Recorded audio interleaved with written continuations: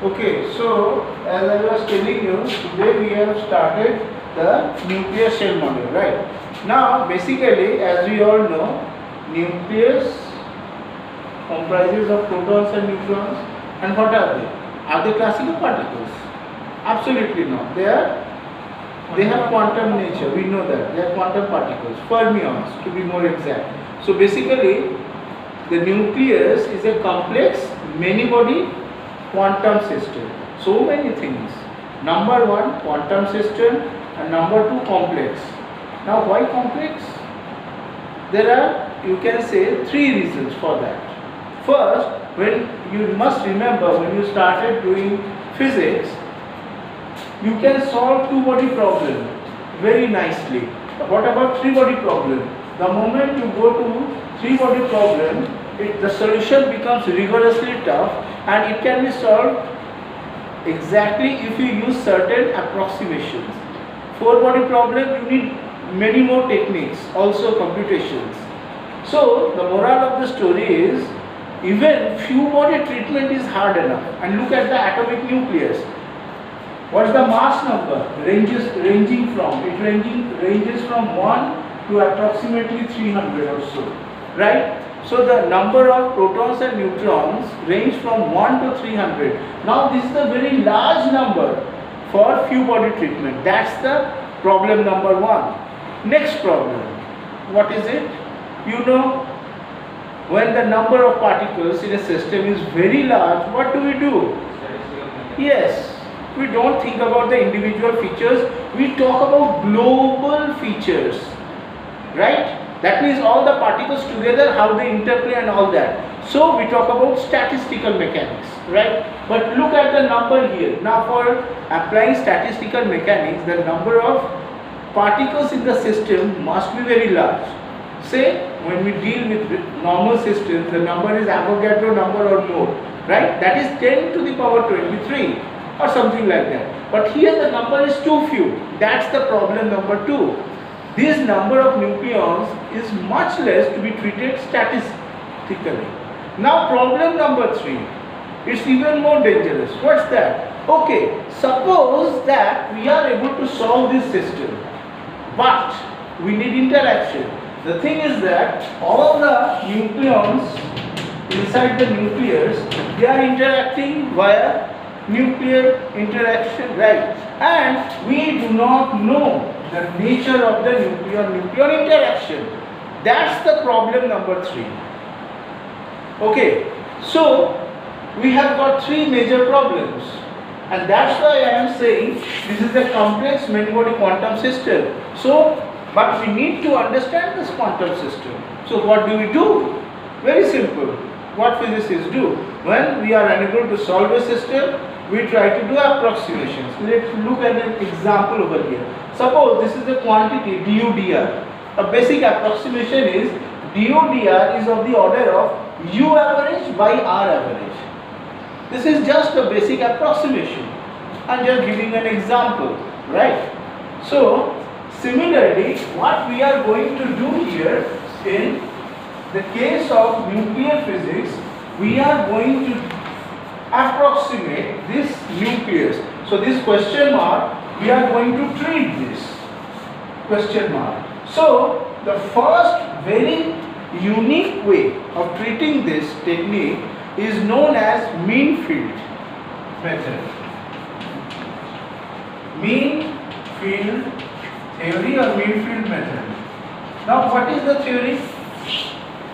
You must remember, when we were trying to solve the two-body problem, we went to reduce coordinates.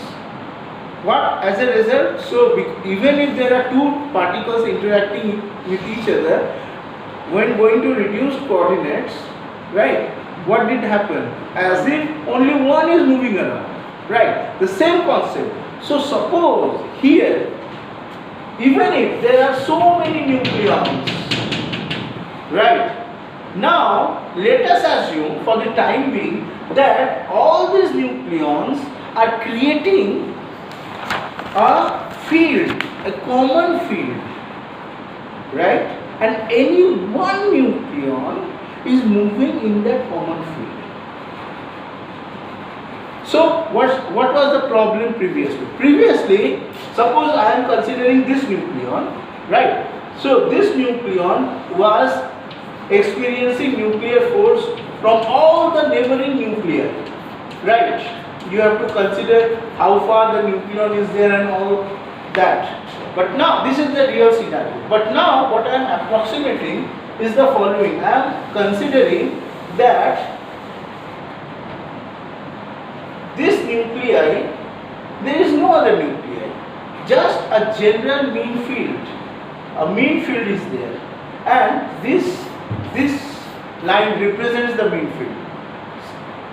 Consider it like that. And this nuclei is just moving under the effect of the mean field.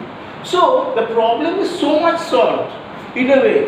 It is much more simplified. I don't have to consider the individual behavior due to each and every nucleon, whether it's a proton, whether it's a neutron, whether it's nearest neighbor interaction, whether it is second nearest neighbor interaction, and so on and so forth. Okay? So this is the most general way of treating. Now the thing is, you must be wondering, sir, is this reality? You are just making an approximation. So what's the proof that this approximation is correct? The answer to this lies in the fact that if I use this approximation and then I make some predictions, even experiments in a large number of cases, they agree with the experiment. But again, there will be certain scenarios where the agreement will be not good enough. And the reason for that is the following. We cannot completely erase the effect of all the nucleons by a general mean field. Some part will be left, and that is known as residual interaction.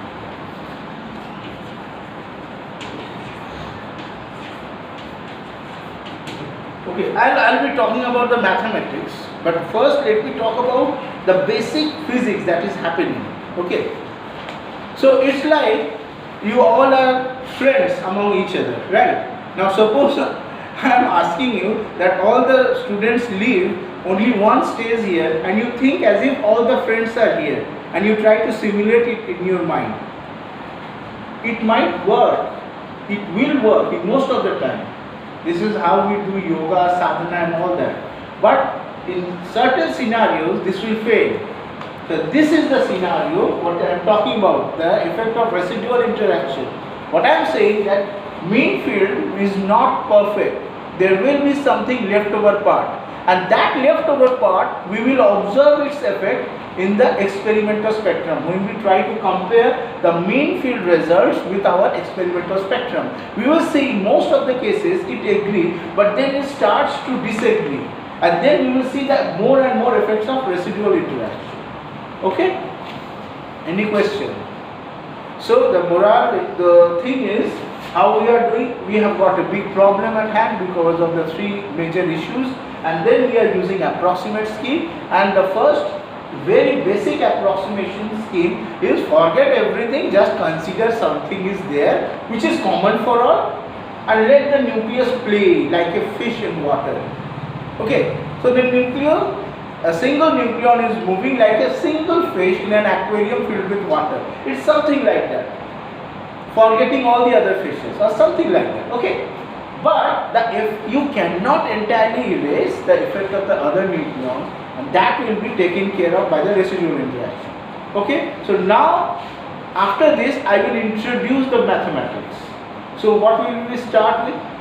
Since I am saying a complex many-body quantum system, so I must start with Schrodinger equation, right? Where I have to consider the A nucleons, protons, neutrons and all that. So that's the basic beginning. Okay?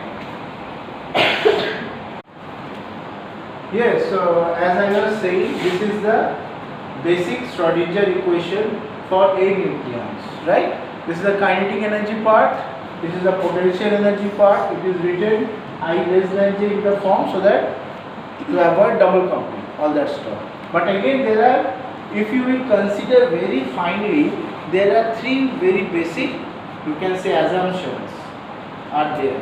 Number one, non-relativistic treatment. I am not using Dirac equation over here, right? I am just assuming non-relativistic treatment, no relativistic treatment. Number two, look over here. What is this? Vij. In reality, what is it? In reality, it is Vij, K, L, M, N and all that. What does this mean? One body, two body, three body, four body, five body, six body. In general, it will be many body problem. It's a many body problem. Come on, right? So, in general, it should be like this. So, the second assumption is only two body interaction, right? That's the second assumption over here. So, Vij, I am forgetting the effect of other body interaction. Now, the thing is that we are very grateful to God Almighty that all the other interactions are much lesser. The effect is very much lesser. I will show it to you later on that the effect of three body interaction is of the order of 1% or so compared to the two body interaction. But again, this depends on mass number, how far the nucleus is away from the value of stability and all that. You have to remember, if you move around with the value of stability, the both forces, two body, three body, four body, they change with respect to each other. Okay, you must remember this. It's not generally true that the ratio of the three, two body to three body to four body will be constant. It is not in general. You must remember this, right? So, value of stability. And line of stability, line turn. I am talking about the valley over like this, where the nuclei are stable and away from that it is unstable. This is what I mean value of stability. So this is the second approximation, right? There is yet another assumption over here. And what's that? So nucleons. What are the type of, how many types of nucleons are there? Protons and neutrons. But do you think we have distinguished anything over here? No. So we are not distinguishing between protons and neutrons. Write it down. So that's the third assumption. You see, if I hadn't told you so, you have just avoided it. So in this single statement over here, three very basic assumptions are involved. And slowly and gradually later on, we will put away these assumptions and look into the after effects. Okay?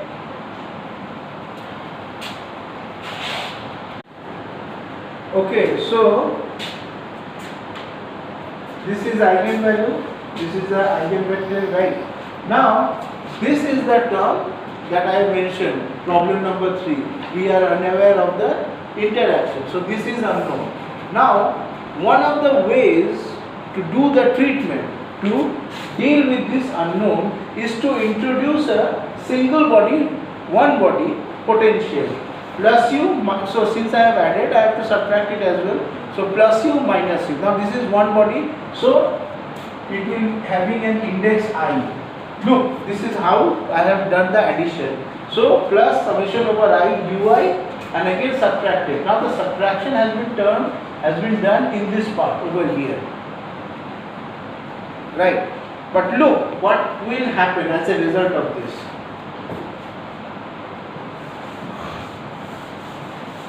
Now, we do not have this term. And so,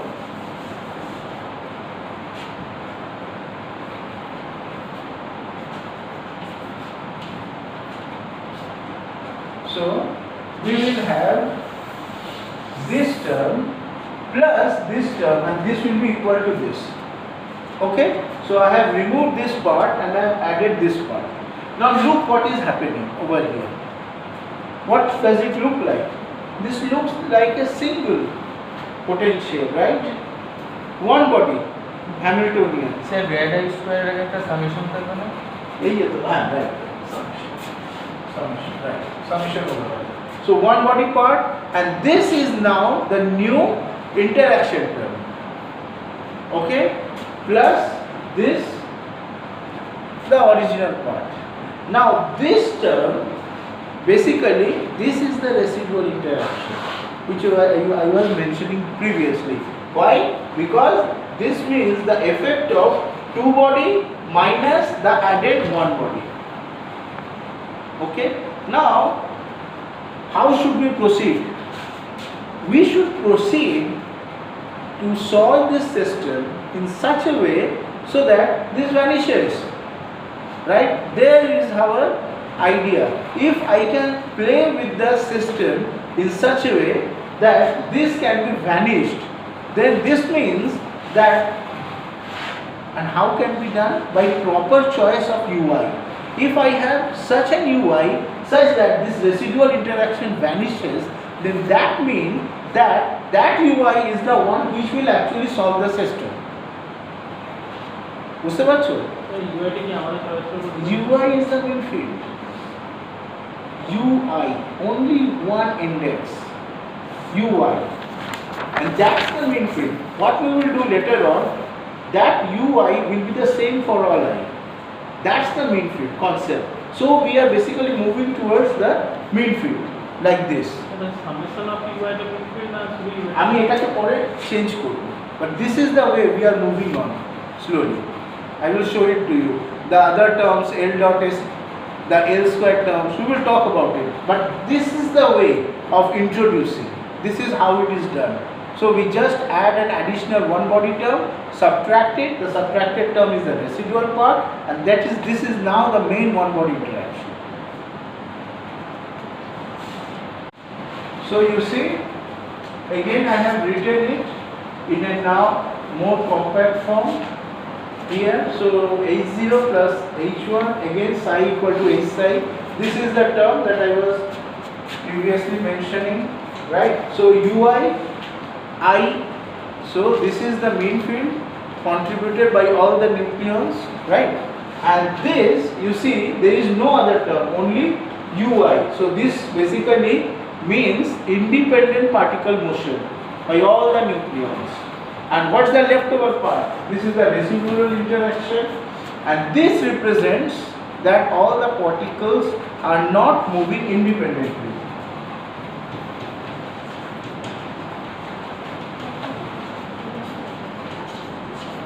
So this represents independent motion, and this represents the fact that they are not independent, they are dependent on each other.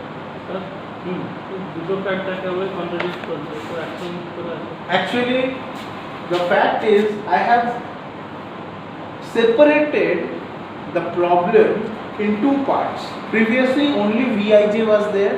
Now I have separated two parts. One is independent motion, another is dependent motion. But in reality, what was there? In reality, it was a complex system which was dependent on each other.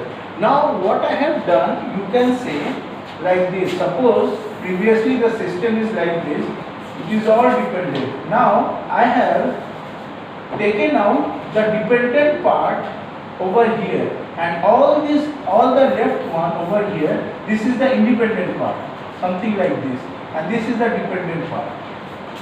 I have tried to separate it. Previously it was all together and we were not able to understand, and it was as if everything was dependent. Now to treat system in a much better way, simpler way, mathematically I have done this demarcation. This is the mathematical separation. But this also is helping us, because now we are able to understand which part is independent and which part is not.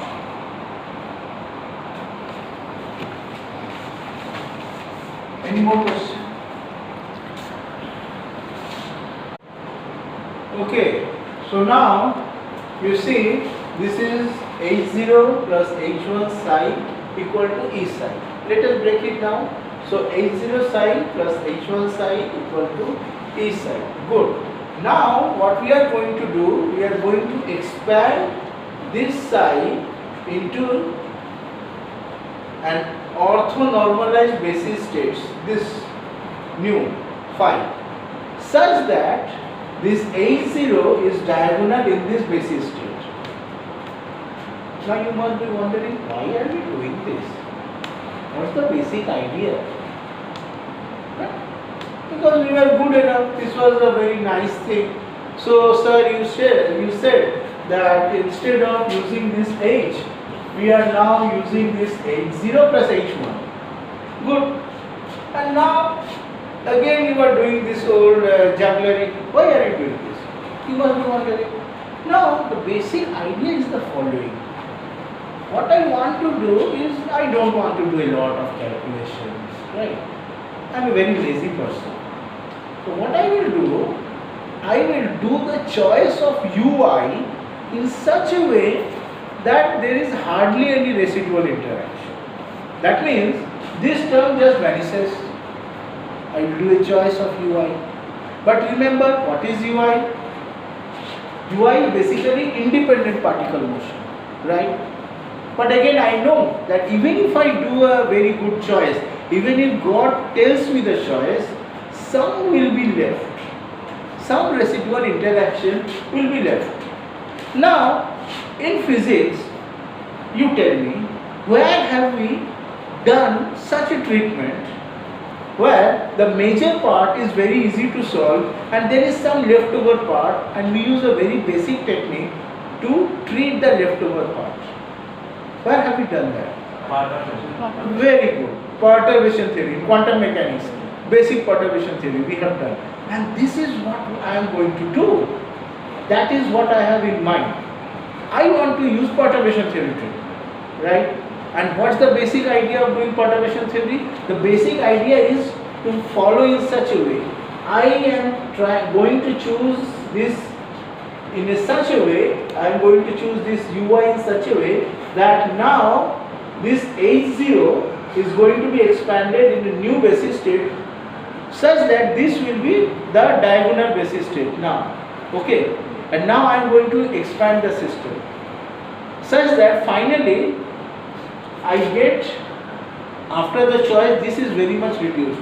Then I will do the treatment of this part using perturbation theory, and in that case this will be our new basis states. Remember, this is how we do the treatment.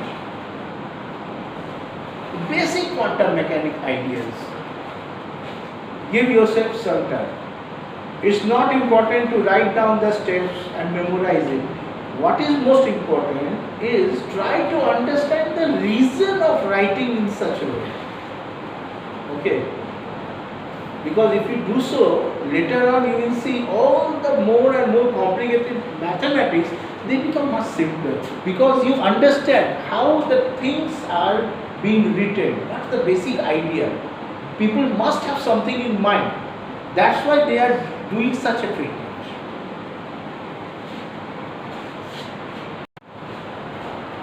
Okay, so see, after using orthonormalization and all these conditions in the expanded coefficients, right, and for the newly introduced basis states, and if we use this over here, so this is the relation that we get, and this relation, this is quite equivalent to diagonalizing the entire Hamiltonian matrix H. Where I have written down it in this form, H mu nu is given as this term, the sum of these two. So you see now, which I was telling previously, I have introduced U so that we can do the diagonalization of H in this way. And this in itself means that this term we can, if it is small, we can do a perturbation treatment, right? And we will see later on that doing the diagonalization has got many issues, but at least now we have got a mathematical formulation of how to proceed in solving this quantum many-body problem.